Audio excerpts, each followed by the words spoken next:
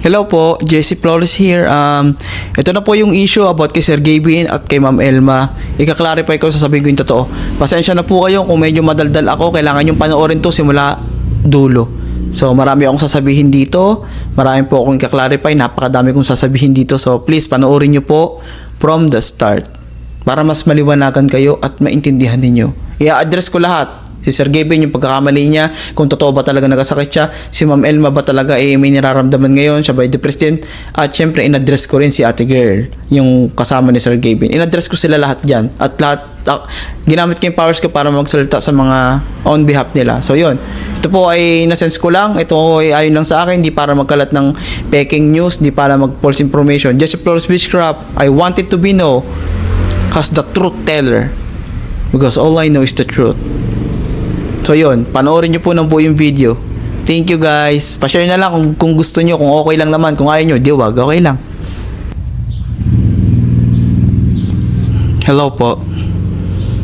Ako po yung manghuhula at faith healer na nag-vision about sa depression ni Sir Gavin na nangyari. At nagkatotoo yun, di ba? Ngayon naman, sa mga nagtatanong nung nakarang araw kung bakit nag-post ako about kay Ma'am Elma. Sabi sa akin nung iba ay, bakit ka nag-post ba't nagpo-post ka lang about kay Ma'am Elma, si Sir Gavin lang yung depressed. No. Now you know. And I told you, 'di ba? There's a reason kung bakit nag-send regards and nag-prayer din ako. So ito na po yung katanungan sa sagot niyo kung bakit ako nag-post about kay Ma'am Elma. Because it's not just Sir Gavin. It's also Ma'am Elma that I'm sensing. 'Di ba? Nung nag-post ako about sa depression at nung nag-post ako about sa healing ritual, nag-healing ritual po ako kay Sir Gavin, may mga nagtanong din na bakit pati kay Ma'am Elma naggawa ka ng ritual para sa depression? Siya rin ba may pinagdaanan? Yes. Yes po. Lahat ng sinabi ko about kay Sir Gavin at lahat ng sinabi ko about kay Ma'am Elma nung mga nakaraang araw, nangyari na. Ito naman ngayon. And I know that you have been waiting for this. Nasa akin talaga mismo manggaling. This is what I've been waiting for. Not yung mga issue na nangyayari. I hate that when it happens. It's just that sa mga bakit sa ganito nyo ako nakilala. Samantalang napakarami ko nung nahulaan na na-prevent na nangyari. Dami ko ng mga napagaling. Dito nyo ako nakilala sa issue na to. And I don't wanna be that. So ito na nga. Ika-clarify ko po kung ano ba talaga nangyari. Kung totoo ba yung Sir Gavin issue, cheating. Well, first off, una sa lahat, kayo talaga, mga wala talaga kayong alam nyong napakadaming dapat pang araw nagugulin. Alam nyo namang may pinagdadaanan yung tao. Alam nyo namang na-hospital na nga. Alam nyo namang nagkaganon-ganon na. Tapos sasapawan nyo agad ng ganyang klaseng issue. Diba? Oh, it doesn't matter kung sa point na yun, doesn't matter kung totoo bang nangyari yun, kung totoo bang, diba? Sana pinalagpas nyo na muna. Diba? Kasi syempre nagagamot yung tao eh. Totoo po ha, ika-clarify ko. Katulad ng mga sinasabi niyang iba, opo, yes po, wala pong kumukulam o walang anumang elemento ang kay Sir Gavin. Sabi nila eh. Pero totoo, wala talaga nagsasabi nun. But yun nga. Totoo po yung depression, totoo yung nangyari kay Sir Gavin. Totoo po na na-hospital siya. Lahat ng mga panghihina na ngayon na ginagamot siya, they're feeding him, they're taking care of him, they're washing him from head to toe.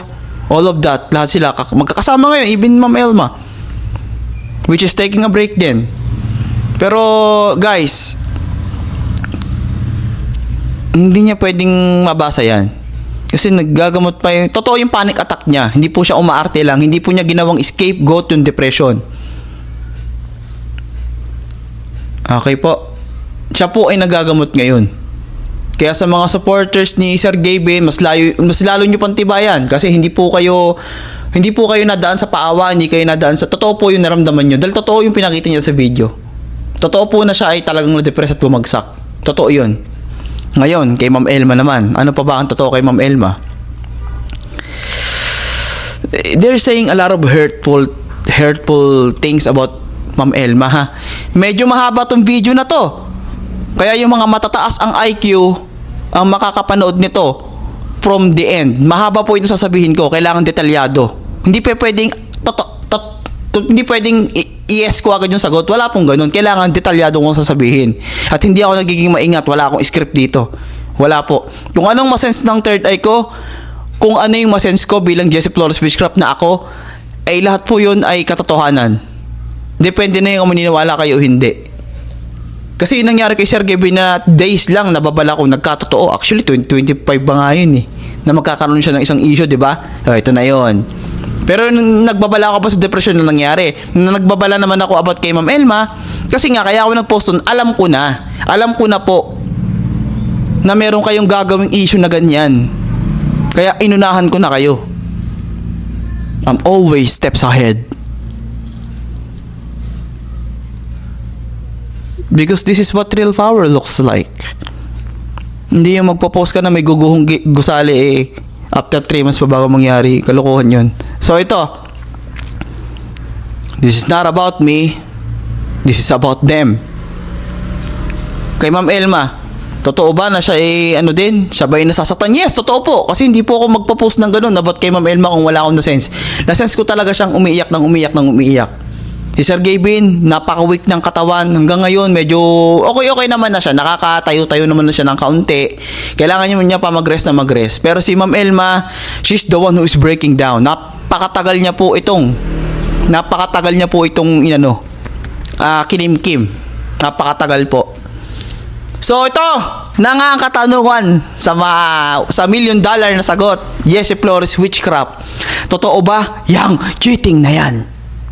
Totoo ba na may nangyaring ganyan? Ang masasabi ko po ay yes, totoo pong nasaktan ni Sir Gavin si Ma'am Elma noon. Yan yung sinabi ko, nababala ko noong 2025. Eto na po yun, ngayon lang lumabas. Sinasama lang nila ngayon sa issue. But yes, mga panahon na nagbi-build up yung depression ni Sir Gavin, yung nagbi-build up si Sir Gavin ng depression, there was the time talaga na si Sir Gavin ay humanap ng kalinga. Kumbaga naghanap siya napaglalabasan niya ng stress, naging hanging body niya, kumbaga nalabasan niya ng sama ng loob, may term doon eh. Naging comfort zone niya. Yun, that's the term. Naging comfort zone niya. Merong isang person na comfort zone niya. At yung mga nilalabas nila ngayon, I'm not denying that, through evidence po lahat yan, na may mga picture. Hindi kasi yung bastang picture lang ng pan. They're eating together and they're, di ba? So, syempre, ang ano naman dito, ang ipanlalaban ng iba, di naman sila kasal, which is totoo. But they're 7 long years, di ba? May magsasabi na sobrang naging maluho na raw si Ma'am Elma, kaya naghanap na siguro si Sir Gavin ng ano. That's ridiculous. Pero ano man, marami pa akong sasabihin. So, sobrang dami at sobrang bigat ng pinagdaanan ni Sir Gavin, na pinagdadaanan niya. Yun na nga.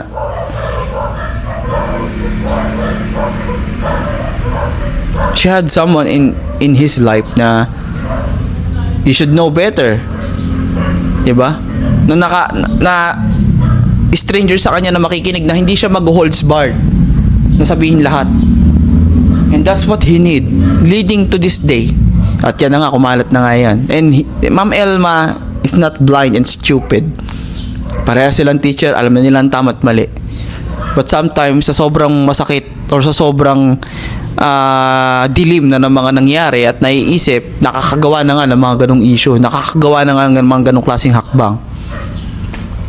Na nag-cheat ba si Sir Gavin kay Ma'am Elma? That's the $1 million question. Shit, I can't lie. Man, I wanna meet these guys in person and I don't want it to be awkward. And I wanna be known to be Jesse Flores Witchcraft, who speaks the truth, who heal the wound, and to save lives doing fortune tell. I'm using my powers for the greater good. Hindi po ako nakikisawsaw. Dahil ako po ang nakahula dyan kay Sir Gavin, ako po ang nagbabala dyan. Kaya dasal ko lang po ang makakapagpagaling dyan ng mabilisan. Hindi pwedeng dasalan ng ibang faith healer yan. Kasi knowing nila na may ganito, explain ko para wala namang akong manong iba kasi syempre hindi ko sinasabing ako pinakamagaling. I'm just telling different ako. Ganito po kasi kung bakit dun dasal ko lang ang tatalab ko Sir Gavin in person, ha? Explain ko muna. Explain ko 100% in full detail. Kasi sa binitawan kong salita na, ha?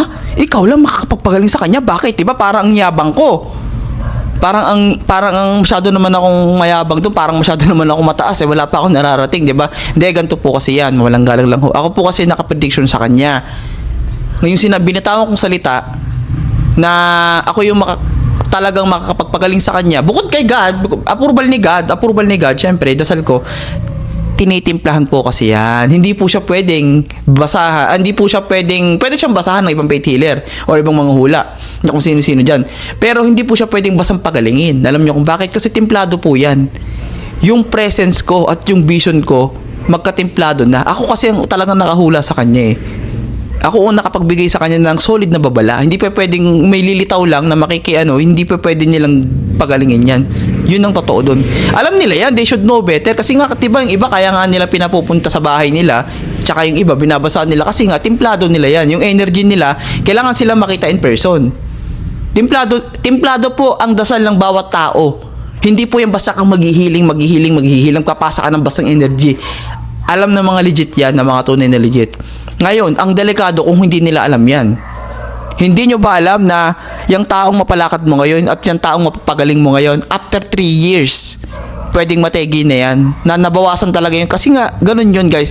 It's complicated. It sounds a little bit exaggerating and ridiculous, but it's the truth. Wala po akong naging kliyente na namatay after 2 years, 3 years. At may mga tao po na magpapatunay na totoo to, na wag lang kayo mag-name drop ha, pero totoo to, na magsasabi na, oo nga, nagpagamot ako ganyan, may dinala kami sa kanya, nawala naman yung sakit, nawala naman, pero after ng ilang taon, namatay. Ganun po kasi yung pag hindi marunong magtimpla ng dasal ang isang faith healer o ang isang manghula. Marunong ako.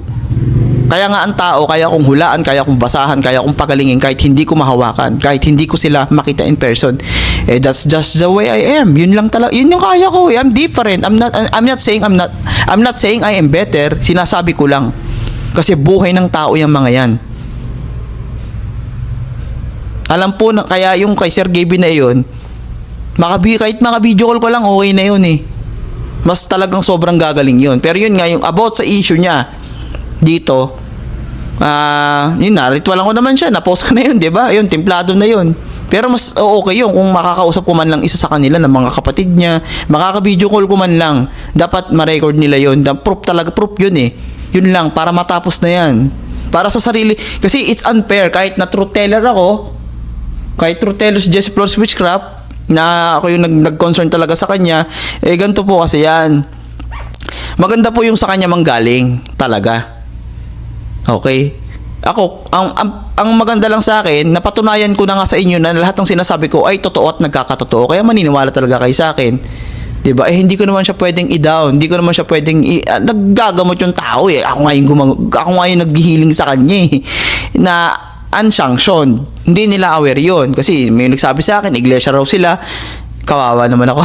Iglesia pala yung ginagawa. Pero it doesn't matter. May mga kliyente naman ako iglesia. Okay lang yun. Ang mahalaga, buhay siya at siya ay gagaling.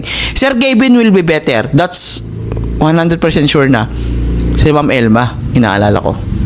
Kaya nga, diba sinabi ko sa post ko, ang linaw ng pagkakasabi ko sa post ko na I would never set aside a heart of a loyal and faithful loving partner. Kaya sinabi ko yon kasi alam ko na yung kay Ma'am Elma na may magpapakalat ng ganyang issue. Alam ko na from the start. Kaya saludo ako sa inyong mga nanood hanggang dito sa time na to.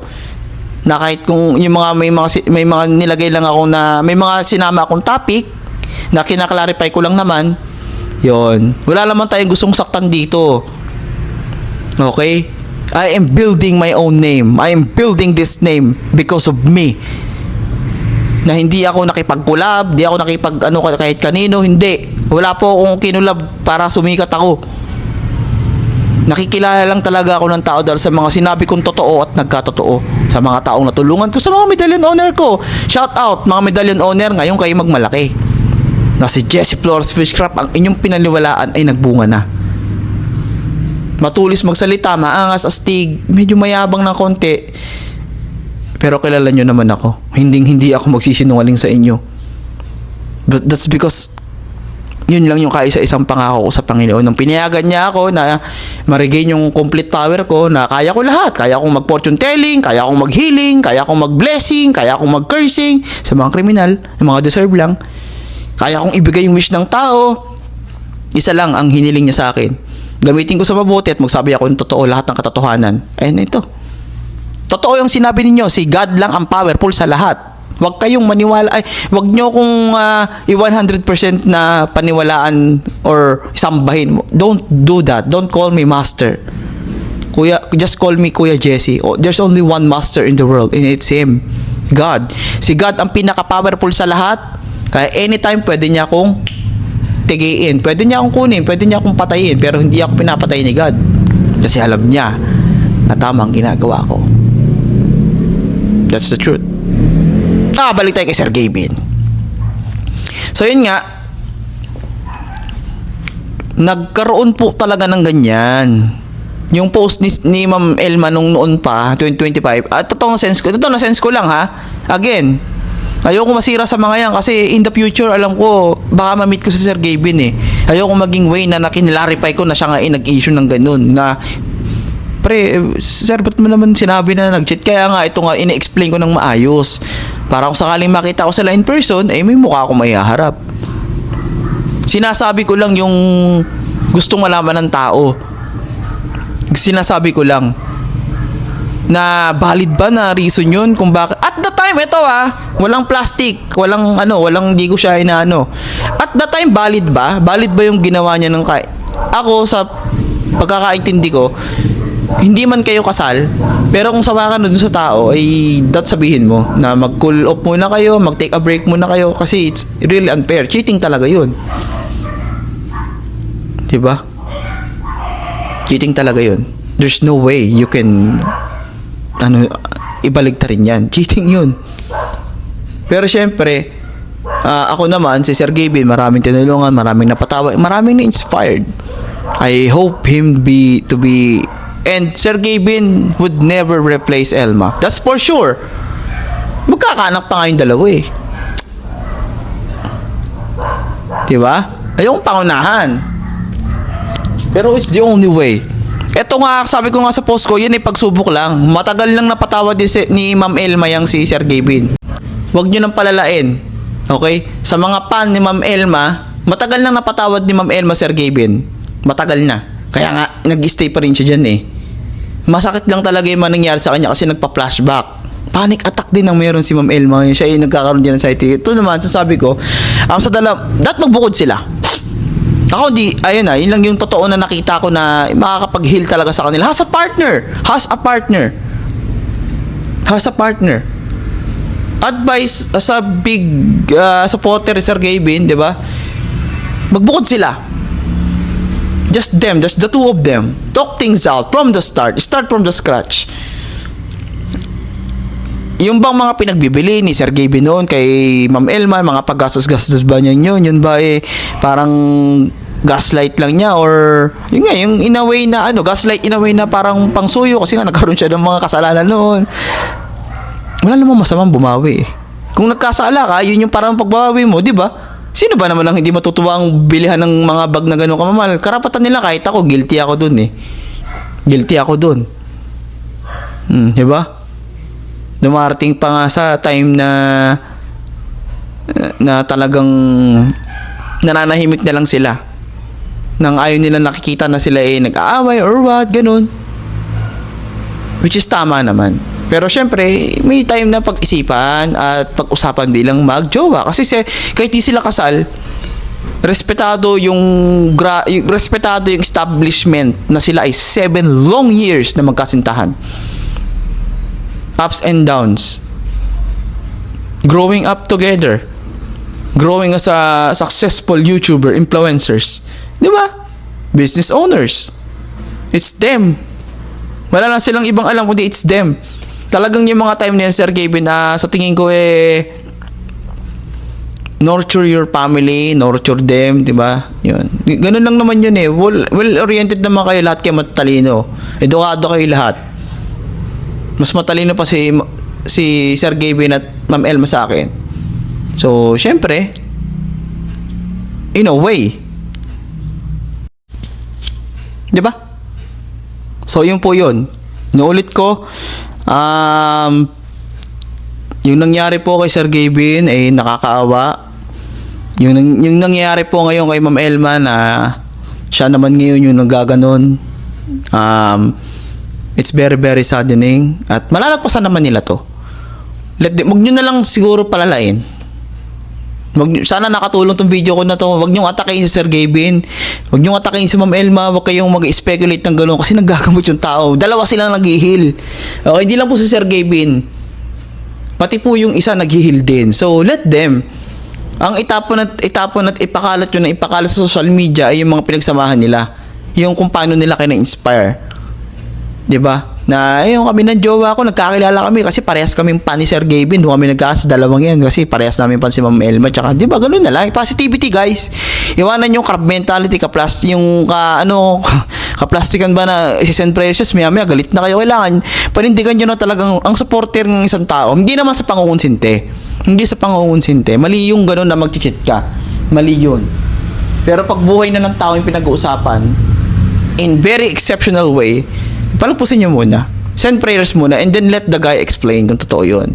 Paano nga? Paano kung lumakas na kayang si Sir Gavin tapos naloko kami? Tapos hindi naman niya ika-clarify basta na lang siya ulit magbablog ng ganun. Di ba? Di lalo na namang maiipon yung kanyang depresyon kasi wala na nagmamahal sa kanya. Sirang-siraan siya tao. Hindi pa naman sanay yun na nakakabasa ng mga bashing. Dahil yun talagang minasamaan loob niya. Isa sa kung bakit siya nagganyan, nag-breakdown. Di ba? Kaya nga ito na nga ako nagdadaldal. Jessie Flores Witchcraft na hindi ko sila kilala in person at hindi rin nila ako kinokontak. Explaining you na let them alone. Let them heal. Leave them alone. Send prayers and love them. About doon sa babae, sana mapanood mo to, ate. I'm acknowledging your presence kasi nandun ka sa picture. Kung sino man yun nandun sa picture na yun, ikaw po ay naging i-acknowledge kita ngayon, tatapik kita ng kaunti kasi nandun ko sa picture ikaw yung kasama na inaakusa ka ng I would say na huwag ka na lang munang mag-explain, huwag kang makisabay sa issue, huwag kang siguro munang magpakita. Ako na yung magsasalita para sa'yo. Guys, ito yung ito yung saying na nasense ko dun sa she didn't mean to destroy or hurt Elma. She should know better kasi naging victim din niya na matindi. Ang babae nasa picture, o sino man yan, baka syempre sabihin niya, pan lang siya, nagpa-picture na siya, ganyan. Nasense ko dun sa babae na yon, siya po ay naging victim din ng ilang ulit na panloloko. So she should know better. It's just na starstruck lang talaga siya kay Sir Gavin. Kaya syempre kahit sino naman starstruck ka, kasama mo yayain ka kumain sa labas. Di ba sino ba naman ang hindi papayag ng ganun? Pero syempre, ang approach kasi sa kanya naman ni Sir Gavin ay kailangan niya ng kausap. Syempre, hindi ko siya bilang kabet, sinasabi nyo, hindi ko naman siya basang i-down i-harsh dito. Kasi diba, I don't wanna hurt someone. I just wanna tell the truth. And if that truth hurt them, at least in a good way na makaka-realize sila learning. Hindi yung mumurahin ko siya na, hindi ganun. Hindi po ako ganun umatake sa tao. Hindi po ganoon ang karakas ko para mambaba din na mambaba. Dahil naranasan ko na yan. Na binababa ako noon, na mga yan. Tapos di ba? Hindi nila ako kinikilala, they don't acknowledge me. But they will. Pero not to throw tantrums or what to some people. No, we are not here to hurt someone. O to parinig someone. Hindi po tayo ganun dito. I will try to do better. Pero yun nga, about kay ate. Si ate po ay naging instrument ni Sir Gavin para siya ay mag-move on. Mag-heal, mag-move on. Tinry niyang, yun, hanggang sa nagkaroon ng connection. Yun yung nakita niya nun sa girl. Kaya, inaano niya. Hinanap-hanap niya yung presence ng babae. Hinanap-hanap niya talaga ng malala. Kasi, pagkasama niya yung babae, he's enjoying his food. He's enjoying the time. Yung nasasabi niya, nakikwento niya lahat. Ayun. Yun yung tinignan doon ni Sir Gavin. Minsan kasi, positivity yung nakukuha nating energy na gano'n. Hindi natin nakikita na sa ibang tao talaga nagiging negative na. Which is, oo, kasi dapat nga naman, di ba? Yung ganung feeling ba na escape or peaceful time, dapat kay Ma'am Elma niya yun makuha. Kasi yun ang girlfriend niya eh. Paano kung si Ma'am Elma yung gumante? Iba ang babae pag gumanti ang babae. Iba ang babae pag gumanti ang babae. Maniwala kayo sa akin. Totoo yun. That's the truth. That's the future I saw. Pag babae ang gumanti sa lalaki, talo ka.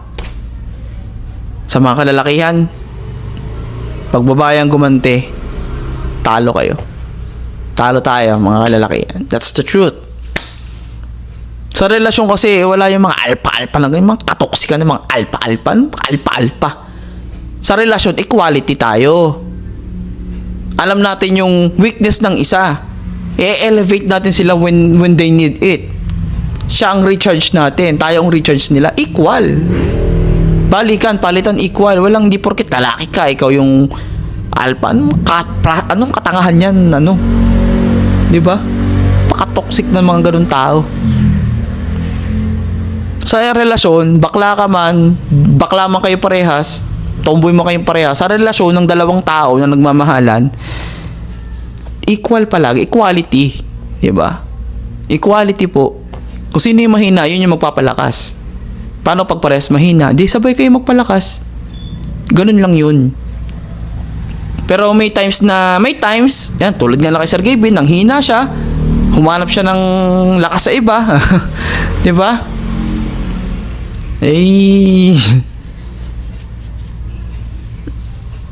It's either sa ano na to, I'm doing my best to explain hindi ako nag-play safe, hindi. I'm pointing out the right and wrong in a nicest and most polite way.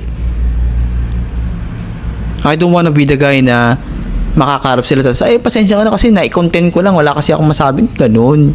Kailangan may mukha kang mayaharap sa kanila kasi makakasama at makakaano mo in the future eh. I know them well na makakasama ko itong mga to. Kahit one picture lang na, napanood ko yung video mo sa amin and we appreciate it. Ganoon, yung may mukha tayong mayaharap sa tao. Hindi yung ang sasama na ng sinabi mo, siniraan mo na tapos magpapapicture ka dun. Kapal.